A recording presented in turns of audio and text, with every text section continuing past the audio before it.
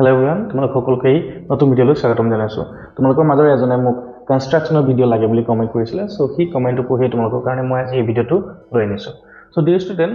Class 10 ত construction বুলি বলে বৰ বিশেষ টান এখনে 11.1 এক্সাৰসাইজটো যিকেইটা কোৱেশ্চন আছে আৰু এক্সাম্পলৰ যিখিনি কোৱেশ্চন আছে সেই কোৱেশ্চনখিনি তোমালোকে যদি চাই লোৱা অলমোস্ট হৈ যাব, ঠিক আছে। সো ইয়াত চাবা তোমালোকৰ কি টপিক আছে। ফাৰ্স্ট কেছটোত আছে তোমালোকৰ 7.6 বাই 8 সেন্টিমিটাৰ বা কিবা এটা সেন্টিমিটাৰ মেজাৰমেন্ট দিয়া থাকিব, এটা লাইন সেগমেন্টৰ মেজাৰমেন্ট দিয়া থাকিব। সেই মেজাৰমেন্টটো যেটো দিয়া থাকিব, সেই লাইন সেগমেন্টক আমি কিবা এটা ৰেশিও দিয়া থাকিব, সেই ৰেশিওত আমি ডিভাইড কৰিব লাগিব, ঠিক আছে। সো সেই তেনেকুৱা ধৰণৰ এটা কোৱেশ্চন থাকিব পাৰে। আৰু নহলে কি হ'ব, ধৰি লোৱা এটা ট্ৰায়াঙ্গল কনস্ট্ৰাক্ট কৰিবলৈ দিয়া থাকিব, লাইক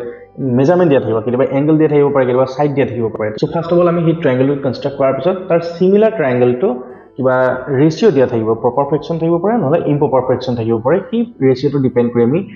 সিমিলাৰ ট্ৰায়াঙ্গলটো আমি কনস্ট্ৰাক্ট কৰিব লাগিব। সো আমি কোৱেশ্চন কৰিলে আমি খিনি ভালকে বুজি পাম, ঠিক আছে। সো আহা আজি ভিডিওটো আৰম্ভ কৰো। সো ডিয়াৰ ষ্টুডেন্টস, এতিয়া মই এক্সাৰসাইজ 11.1 ৰ question number 1 to discuss কৰিম, ঠিক আছে। কি আছে কোৱেশ্চনটো? Draw a line segment of length 7.6 cm and divide it in the ratio 5:8. মানে 7.6 cm লাইন সেগমেন্ট ড্ৰ কৰি তাত আমি কি কৰিম 5:8 মানে ৰেশিওত আমি ডিভাইড কৰি লম, ঠিক আছে। and measure the two parts, তাৰপিছত দুইটা পাৰ্ট কিমান পাৰ্ট হৈছে, কিমান সেন্টিমিটাৰ হৈছে আমি এটো জুখি পেলাই দিব লাগিব, ঠিক আছে। সো তাৰ কাৰণে আমি কি কৰিম, প্ৰথমতে আমি 7.6 cm লাইন সেগমেন্ট আমি ড্ৰ কৰি লম, কিন্তু তাতকৈ অকমান ডাঙৰ কৰি লম, ঠিক আছে। এনেকৈ ডাঙৰ কৰি লম এনি লেন্থ, তাৰপিছত 7.6 টো আমি এনেকৈ মাৰ্ক কৰি লম, ঠিক আছে। এইটো এটা পইণ্ট, ওকে। এই দুইটা পইণ্টক সাপোজ এ এণ্ড বি বুলি দি দিছো, ঠিক আছে। তাৰপিছত আমি কি কৰিম, এইটো এনেকৈ বি এ পইণ্টৰ পৰা এনেকৈ আমি ৰে এটা আমি ড্ৰ কৰি লম, ঠিক আছে। সে এ এক্স হল। তাৰপিছত আমি কি কৰিম, এই বিত এনেকৈ প্যাৰেলালি আমি এটা লাইন ৰে এটা ড্ৰ কৰিম, কিন্তু এটো এনেকৈ ডাইৰেক্টলি নকৰো, ইয়াত মেজাৰ এটা আমি ল'ব লাগিব প্যাৰেলাল হ'বলৈ, ঠিক আছে। কি কৰিম তাৰ কাৰণে, এই এ পইণ্টত এটা আমি আৰ্ক লম, পইণ্টৰ পৰা এনেকৈ আৰ্ক এটা এনেকৈ আঁকি লম, ঠিক আছে। এতিয়া ইয়াত এইটো পইণ্টৰ কাটছে নহয় জানো, তেনেকৈ ইয়াকো আমি বি পইণ্টৰ পৰা এইটো আৰ্ক এনেকৈ লৈ লৈছো, ঠিক আছে। তাৰপিছত কি কৰিম, এই পইণ্টটো যোনটো পইণ্ট কাটিছিলে ইয়াত, সেই পইণ্টটো লৈ পেলাই ইয়াত যেটো পইণ্ট আছিলে সেই পইণ্টটো মিলাবলৈ ট্ৰাই কৰিম আমি, ঠিক আছে।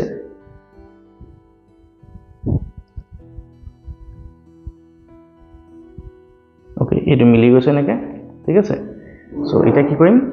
এই পইণ্টটো ইয়াত যেটো কাটিছিলে সেই পইণ্টটোত লৈ পেলাই এনেকৈ আঁকি লম, ঠিক আছে। এতিয়া কি কৰিম, এই বি আৰু এই পইণ্টটো যেটো আছে সেই পইণ্টটো আমি কানেক্ট কৰি দিম, ওকে। এটা অকমান দীঘলকৈ আমি আঁকিম, এনেকৈ আঁকি ললো, ঠিক আছে। সো এটা কি কৰিম, এইটো বি ওয়াই নাম দি দিছো, ঠিক আছে। তাৰপিছত আমাক কৈছে যে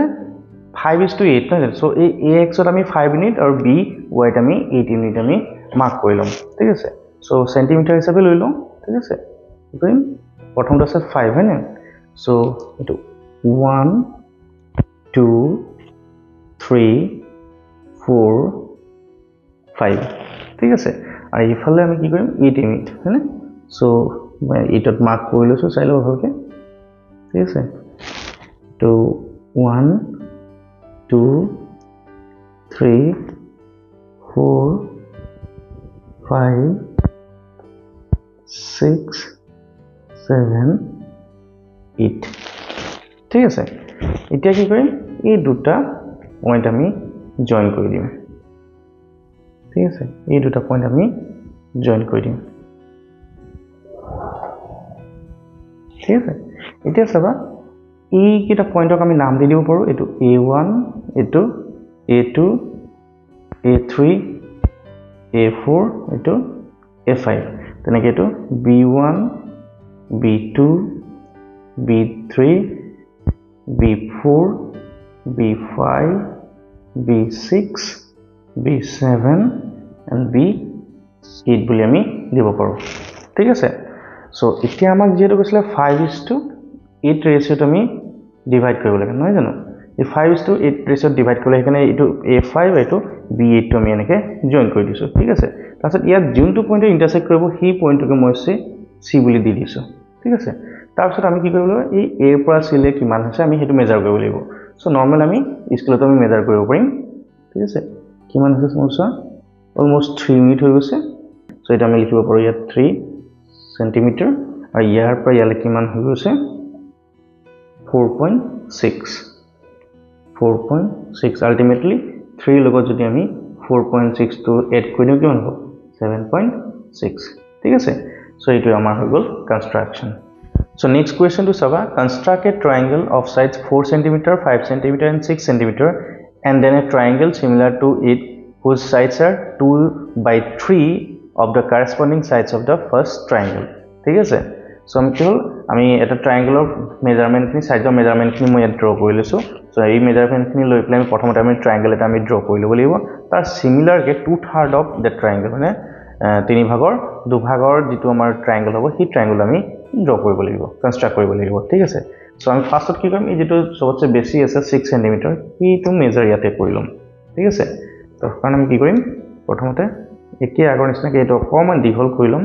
ঠিক আছে দীঘল কৰিলে আমি 6 cm যেটো হ'ব ঠিক আছে 6 cm টো আমি এনেকে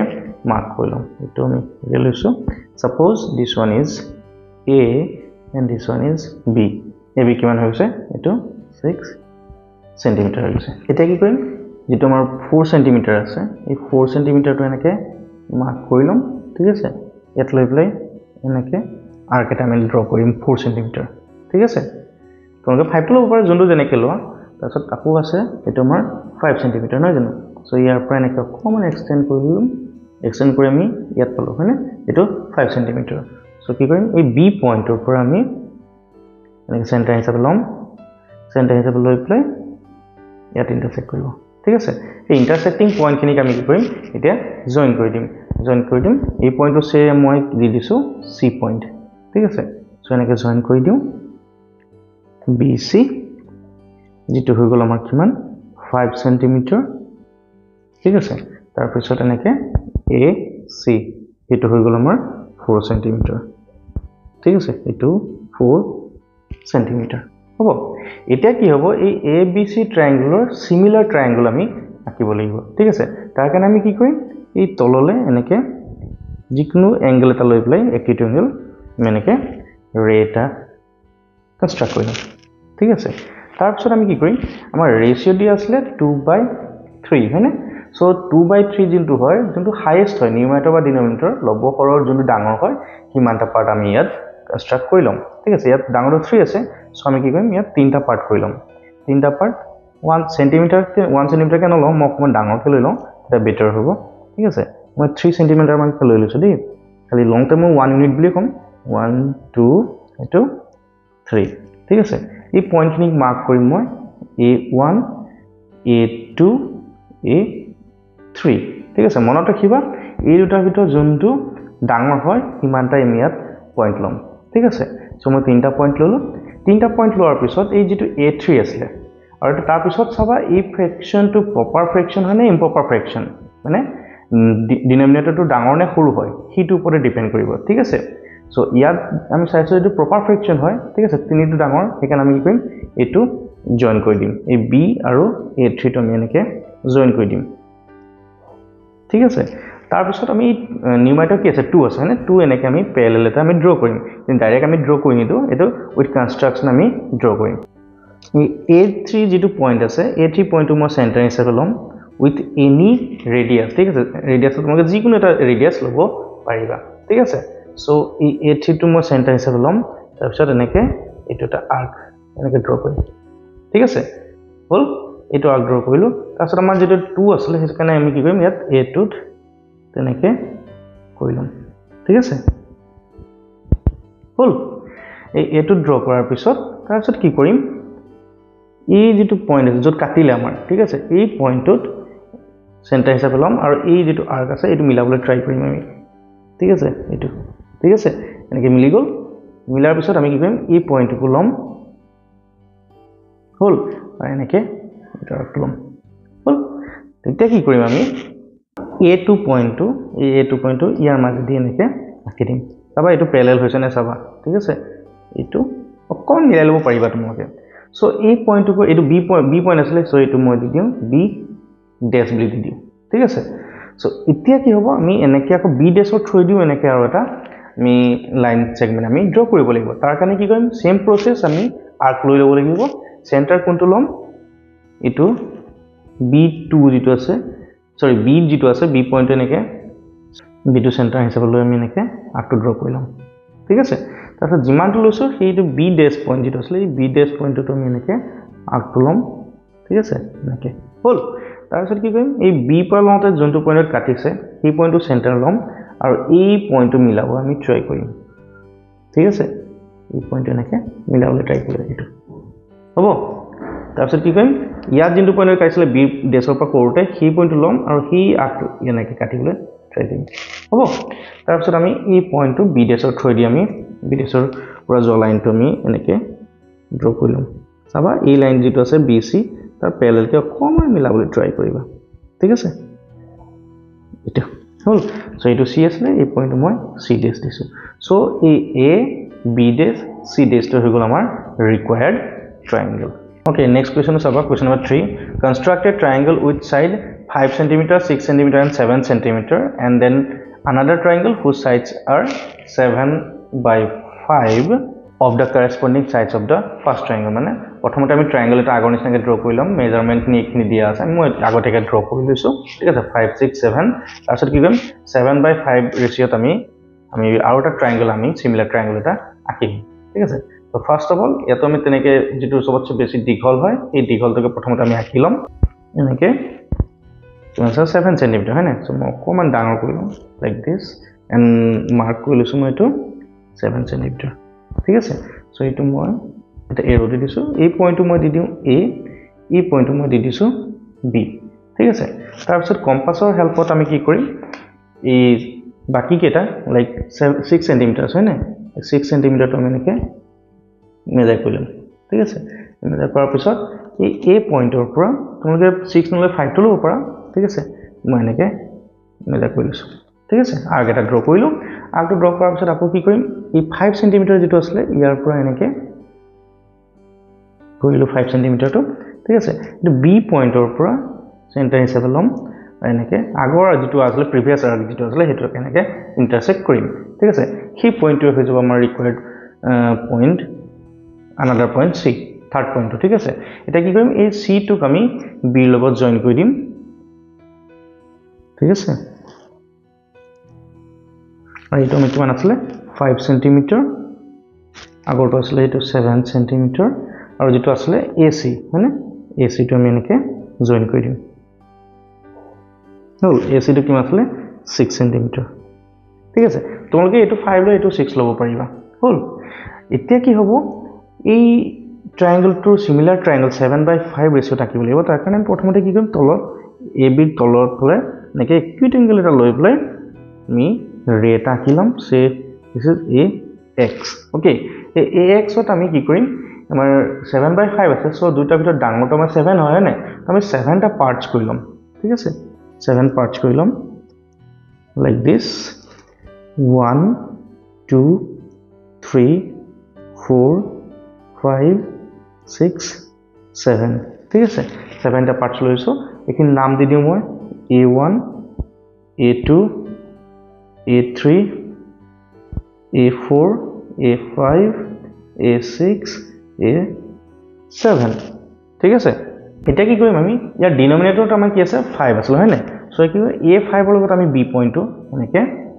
জয়েন কৰিম ঠিক আছে A5 ৰ লগত B টো এনেকে আমি জয়েন কৰি দিম ঠিক আছে আগৰটো আমি সদায় আমি এই ডিনোমিনেটৰটোহে কৰিম দেই হৰটো কৰিম তাৰ পিছত আমি A7 ৰ পৰা এনেকে প্যাৰেলালি A5B ৰ আমি লাইনটা আমি ড্ৰ কৰিম তাৰ কাৰণে কি কৰিম A5 ত আমি সেন্টাৰ হিচাপে লম ঠিক আছে A5 ত আমি সেন্টাৰ হিচাপে লম লৈ প্লে এনেকে আৰ্ক এটা ড্ৰ কৰি লম ঠিক আছে তেনেকে A7 টো লৈ লম যেটো A7 ত কৰিব লাগে সো এনেকে আৰ্ক এটা ললো ঠিক আছে তাৰ পিছত এই A5 পৰা লওঁতে যোনটো পয়েন্টত আমাৰ ইন্টাৰসেক্ট কৰিছিলে AX ক তাত সেন্টাৰ হিচাপে লম আৰু এই পয়েন্টটো মিলাবলৈ আমি ট্ৰাই কৰিম ঠিক আছে ওকে সো এই পয়েন্ট আমাৰ অলমোস্ট মিলিছে ঠিক আছে সো আকৌ কি কৰিম A7 ৰ পৰা যেটো পয়েন্টত ইয়াত AX ত কাট কৰিছিলে সেই পইণ্টটোতে এনেকৈ চেণ্টাৰ হিচাপে ল'ম লৈ পেলাই প্ৰিভিয়াছ আৰ্ক লেংথৰ যিটো আৰ্ক আছিলে সেইটো এনেকৈ জইন কৰি ল'ম ঠিক আছে ইণ্টাৰচেক্ট কৰিব সেইটো কি কৰিম সেই পইণ্টৰ থ্ৰুদি A7 ৰ পৰা আমি লাইন এটা ড্ৰ কৰিম ঠিক আছে এটা অকমান এক্সটেন্ড কৰি দিম মই ঠিক আছে এক্সটেন্ড কৰি দিছো ফাইন সো এটা A7 ৰ এনেকৈ হ'ব এই পইণ্টটো এনেকৈ কৰি লৈছো অকমান ইফাল হ'ব পাৰে ইমাইটো টেনচন নলবা তোমালোকে ঠিক আছে এইটো বি আছিলে সো এই পইণ্টক মই বি ডেশ হিচাপে দিছো ঠিক আছে এটা কি কৰিম এই BC প্যাৰেলালি এনেকৈ লাইন সেগমেন্ট আমি ড্ৰ কৰিম তাৰ কাৰণে আকৌ কম্পাসৰ থ্ৰুদি আমি লম এই বি পইণ্ট যেটো আছে বি পইণ্ট আমি সেন্টাৰ হিচাপে লম ঠিক আছে সেন্টাৰ হিচাপে লৈ প্লাই এনি লেংথ আৰ্ক এটা আমি এনেকৈ কনস্ট্ৰাক্ট কৰি লম তেনেকৈ বি ডেশটো আমি সেম ৰেডিয়াছৰ আৰ্ক এটা আমি এনেকৈ কনস্ট্ৰাক্ট কৰি লম ঠিক আছে তা বি পইণ্টৰ পৰা যেটো পইণ্টৰ ইন্টাৰসেক্ট কৰিছিলে এ বি যেটো আমাৰ লাইন সেগমেন্ট আছিল তাতে আমি সেন্টাৰ হিচাপে লম সেন্টাৰ হিচাপে এই পইণ্টটো এদিন অলমোস্ট মিলি আছে অকমান মিলাই লম লাইক দিস ফাইন তো মিলি গৈছে সো ইয়াত বি ডেশৰ পৰা যেটো পইণ্ট কাটিছিলে সেই পইণ্টত এতিয়া সেন্টাৰ লম আৰু প্ৰিভিয়াছ যেটো আমি ৰেডিয়াছ লৈছো সেম ৰেডিয়াছৰ এনেকৈ ইন্টাৰসেক্ট কৰিম ঠিক আছে এতিয়া কি কৰিম এই বি ডেশৰ পৰা এনেকৈ লাইন আমি লাইন সেগমেন্ট ড্ৰ কৰিম ঠিক আছে